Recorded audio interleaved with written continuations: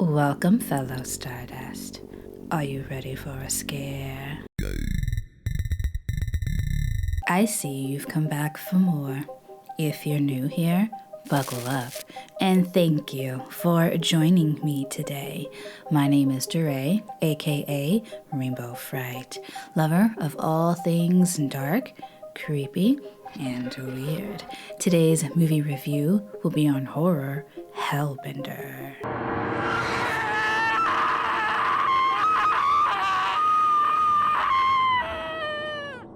This fun and witchy tale is written, directed, scored by, and stars the Addams Family.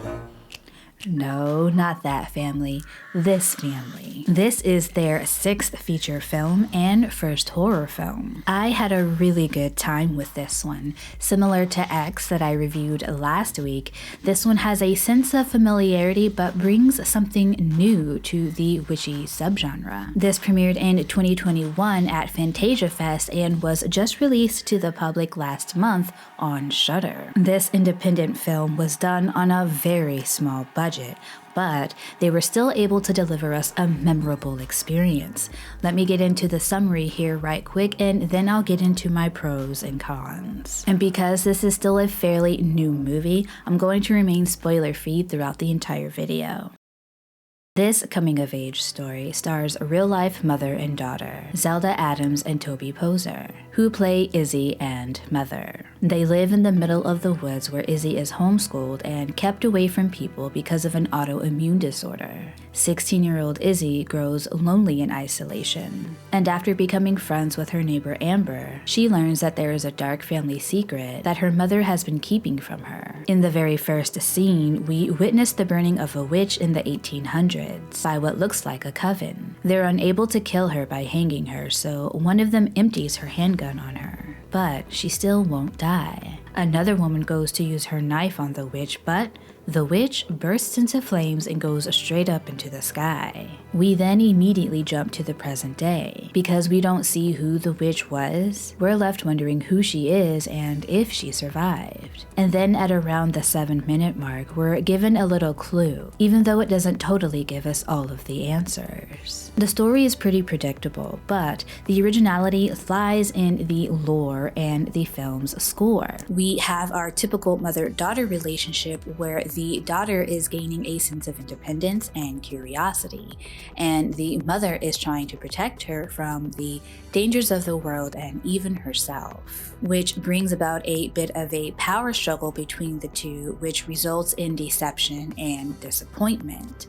And there is no escaping the Carrie vibes in the first act of this film. The idea for this story came from Toby learning that she was conceived by using a donor, and it got her thinking, what if my father was the devil? And from this little seed of an idea came this full story. I really enjoyed the music in this film, which was written and performed by Hellbender, the band the film is named after. Throughout the film, we get the mother and daughter band performing, which sometimes act as music video breaks within the film. These musical breaks got me thinking about The Runner, which I gave 4 rainbow skulls to a few weeks ago and is also on Shudder. In addition to the music, the sound quality is amazing, especially for a low-budget film.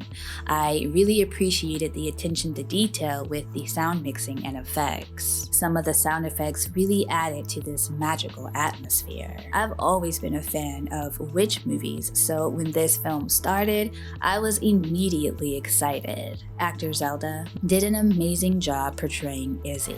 Her delivery wasn't flawless, but most of the time, her timing and facial expressions were just spot on. I really enjoyed watching her. Her character arc was entertaining and kept me engaged. Even though I had an idea of where things were going, I still wanted to see how it was all going to unfold. As far as my cons go, the first is cinematography. There were a lot of shots that I thought were beautiful and most of them were framed really well, but there were some coloring and focusing issues. At times, it felt like 2 different shots in the same scene had different white balance settings, and some of the shots were just a little bit too dark.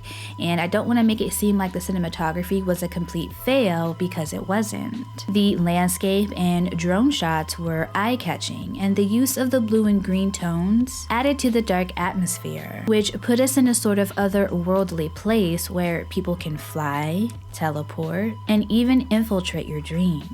It added to the feeling of isolation that Izzy was feeling and to Mother's fear of the worst. However, I was just taken out of the story too many times because of the inconsistent shooting. I also didn't like some of the dialogue. It came across as stiff or unnatural, which could have been because of the mediocre acting.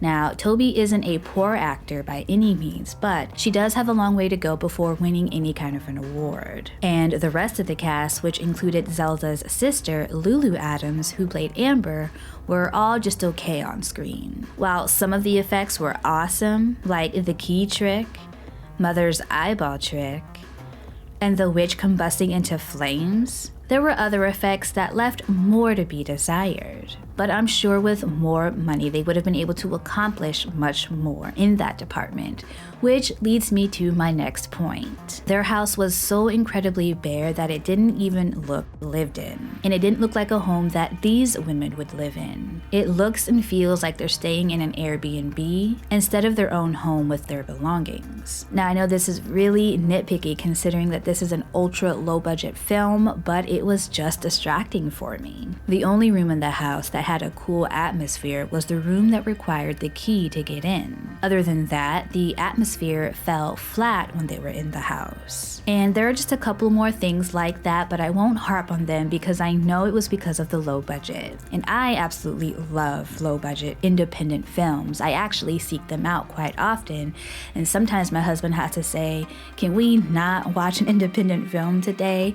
And so when they're able to hit all the right points, I can just appreciate it that much more. And there's something about the soul of an independent film that I just love, and Hellbender has definitely got a lot of soul. A family of 3 doing pretty much everything in front of and behind the camera is pretty freaking impressive, and I give them all of my respect for this film. I'm definitely looking forward to checking out more of their horror films in the future. Hellbender earns 3 rainbow skulls out of 5. It wasn't necessarily a scary film, but I did enjoy the fantasy, the splashes of creepy moments, and the building of tension. Well, thank you again for joining me today, fellow Stardust. I appreciate you being here with me. I'll be back next week with more videos, so if you haven't already, go ahead and hop on the Rainbow Fright Freight Train and hit that subscribe button along with the notification bell. That way you'll get notified every time I upload a new video. And if you enjoyed this video, please hit the like button and share it with a friend. I hope I see you next time. Peace.